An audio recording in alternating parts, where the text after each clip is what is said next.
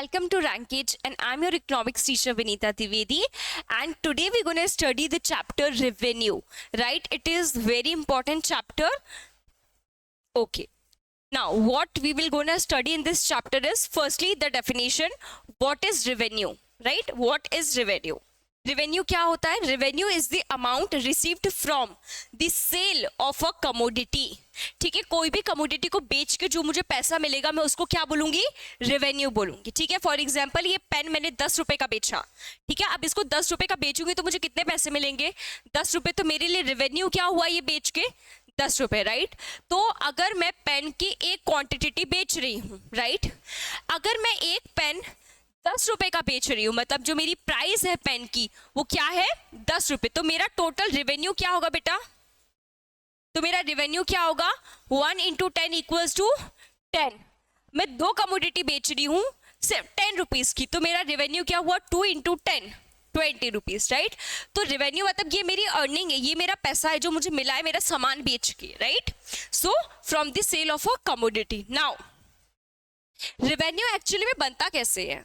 ठीक है, रेवेन्यू कैसे बनता है? तो अभी हमने कॉस्ट वाले चैप्टर में पढ़ा था कि कॉस्ट ऑफ प्रोडक्शन क्या होती है. कॉस्ट ऑफ प्रोडक्शन क्या होती है? कोई भी प्रोडक्ट, इस प्रोडक्ट को बनाने के लिए जो जो सामान लगा है, जो जो चीजें लगी है, उसको हम बोलते हैं cost of production.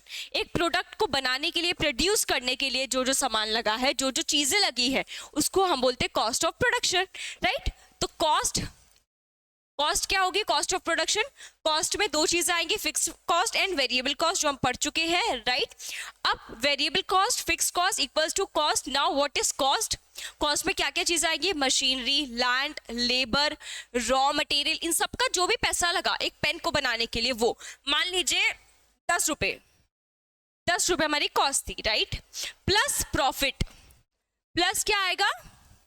Profit. Now कोई भी इंसान मार्केट में बैठा है, वो अपना रेवेन्यू करने, वो अपना प्रॉफिट करने बैठा है, राइट? अगर आप मान लीजिए आपने ये 5 रुपए का पेन बनाया है, ठीक है? अगर आपने 5 रुपए का पेन बनाया है, इसकी कॉस्ट 5 रुपए लगी है, या मान लीजिए 10 रुपए लगी है, तो आप चाहेंगे कि जो मैंने इतनी मेहनत की है, जो मेरी मेहनत है, ठीक है, क्योंकि लैंड के लिए तो मैंने अपना रेंट दे दिया, लेबर को मैंने वेजेस दे दी, लेकिन मैंने एज अ ओनर काम किया है, ठीक है, तो मुझे प्रॉफिट मिलना चाहिए, राइट?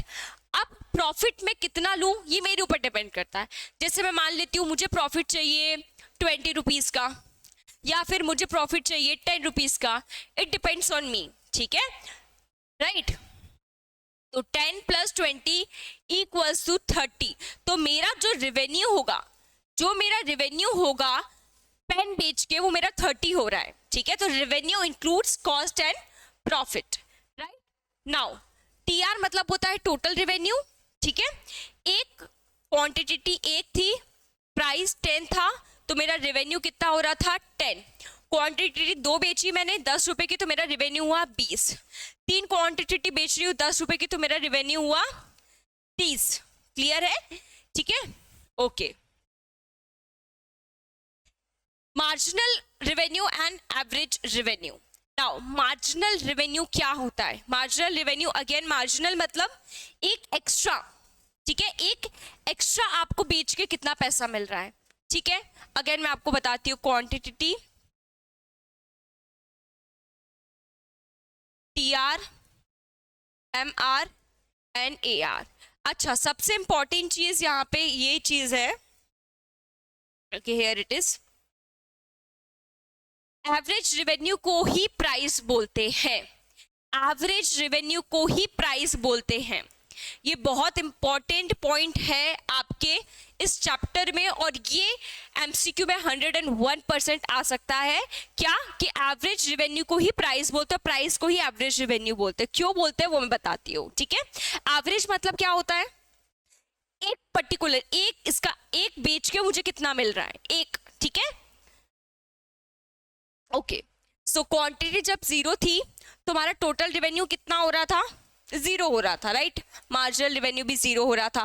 बट एवरेज रेवेन्यू की बात करें तो मान ली, अच्छा, क्वांटिटी अगर हमने एक बेची, तो एक बेचने पे जो हमारी अगर मान लीजिए 10 रुपए का पेन है, ठीक है, 10 रुपए का पेन है, तो एक पेन को बेचने से, क्योंकि उसका रुपीस क्या है? 10 रुपीज का है, राइट? तो एवरेज रेवेन्यू हमारा क्या होगा?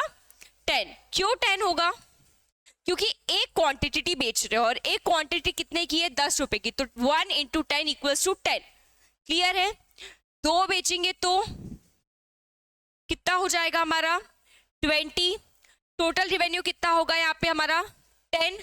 Marginal revenue 10। मार्जिनल मतलब एक बेच के आपको कितना मिला, that is average and that is marginal, right?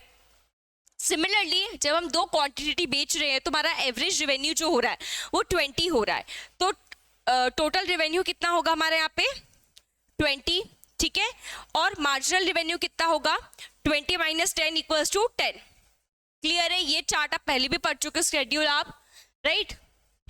तो मार्जिनल रिवेन्यू क्या होता है? जो आपको एक एक्स्ट्रा बेच के मिल रहा है, एक एक्स्ट्रा वेरिएबल फैक्टर हटा के मिला के आपको जो मिल रहा है, राइट? एवरेज रिवेन्यू क्या होता है? जो आपको एक पर्टिकुलर चीज का मिल रहा है, एक ही क्वांटिटी का जो आपको मिल रहा है, right? See, total revenue equals to it is the total amount received from the sale of total units of a commodity. ठीक है? अगर मैं एक कमोडिटी बेची 10 रुपए की, मेरे पास 10 आ रहा है। मैंने दो क्वांटिटी बेची 10 रुपए की, तो मेरे पास 20 आ रहा है। तो that is my total revenue, correct? Now total revenue कैसे निकालेंगे? प्राइस इंटू क्वांटिटी, जो मैंने अभी आपको किया था, है ना? Price into quantity, that is price into quantity. TR total revenue is summation of MR, मतलब जो आपका एमआर निकलेगा, लाइक टोटल रिवेन्यू आपका हुआ था 10, 20, 30, 40 और मार्जिनल रिवेन्यू क्या होगा आपका? 20 माइनस 10 कितना होगा? यहाँ पे आप 0 लिखेंगे अभी। 20 माइनस 10, 30 माइनस 20, ठीक है? Continue. Now marginal revenue MR is the change in total revenue due to sale of an additional unit of output। ठीक है? अब मेरे एक और यूनिट बेचने पे, ठीक है, मेरे एक बेच रही थी तो मुझे 20 रुपीज का रेवेन्यू हो रहा था, दूसरा बेचा तो मुझे 30 का हो रहा है। तो ये जो दूसरा मैंने बेचा, एक और बेचने से मुझे जो रेवेन्यू एडिशनल हो रहा है, एडिशनल यूनिट ऑफ आउटपुट बेचने से जो हो रहा है, उसको मैं बोलूंगी मार्जिनल रेवेन्यू। क्लियर है? Now relationship between total revenue and marginal revenue when price remains constant। ठीक है? जब हमारी प्राइस कांस्टेंट है, जब हमारी प्राइस चेंज नहीं हो रही है, ठीक है? अगर जो हमारी प्राइस है वो 10 ही है, ठीक है? लॉ ऑफ डिमांड की अभी हम बात नहीं कर रहे हैं कि अगर प्राइस बढ़ेगा तो क्वांटिटी डिमांडेड कम होगी, अभी हम वो बात नहीं कर रहे, अभी हमारी प्राइस कांस्टेंट है, right? Okay. Relationship between total revenue and marginal revenue when prices remains the constant। Here firm can sell any quantity at same price। ठीक है? मैं एक क्वांटिटी बेच रही थी, फिर मैंने दो बेची, फिर मैंने तीन, फिर मैंने चार, ठीक है? प्राइस रिमेन्स कांस्टेंट, ठीक है? प्राइस हमारी क्या है बेटा? कांस्टेंट है। And here total revenue increases at constant rate. ठीक है? जो हमारा टोटल रेवेन्यू होगा बेटा, वो इंक्रीजिंग रेट से नहीं, ठीक है? इंक्रीजिंग रेट से, कांस्टेंट रेट से बढ़ेगा। Then marginal revenue and average revenue is constant, that is straight horizontal line parallel to X axis. Clear है? क्योंकि हमारी प्राइस सेम है और सिर्फ क्वांटिटी चेंज हो रही है और टीआर टोटल रेवेन्यू चेंज होगा, बट जो हमारा मार्जिनल रेवेन्यू है और एवरेज रेवेन्यू है वो सेम ही रहेंगे। मीन्स अगर ये 10 है तो हमारा मार्जिनल रेवेन्यू भी 10 होगा, करेक्ट? और टोटल रेवेन्यू हमारा 10। नाउ एवरेज रेवेन्यू हमेशा हमारा सेम ही रहेगा, क्योंकि एवरेज रेवेन्यू को ही हम क्या बोलते हैं? प्राइस बोलते हैं। क्लियर है? Okay. Relationship between total revenue and marginal revenue when price falls with rise in output, law of demand। अगर हमारी प्राइस मान लीजिए 10 थी तो हम क्वांटिटी 1 ले रहे थे, प्राइस 8 हुई तो हमने क्वांटिटी 2 ली, ठीक है? प्राइस कम हो रही है और क्वांटिटी हमारी बढ़ रही है। As TR increases, MR is positive। जब हमारा टोटल रेवेन्यू बढ़ेगा, मार्जिनल रेवेन्यू भी बढ़ेगा। जब हमारा टोटल रेवेन्यू हाईएस्ट पॉइंट पे होगा तब हमारा मार्जिनल रेवेन्यू फॉल होना स्टार्ट हो जाएगा, right? And it's became negative after this point, right? Now as TR falls, MR is negative. TR जब गिरने लगेगा तो हमारा ये यहाँ पे नेगेटिव हो जाएगा। As TR reaches it maximum point, MR is 0। जब ये मैक्सिमम पॉइंट पे होगा तो ये 0 पॉइंट पे होगा. क्लियर है इनका relationship? Now okay, this is all about this chapter. I hope you understood this, and we will coming with the next chapter soon, so stay connected. Thank you.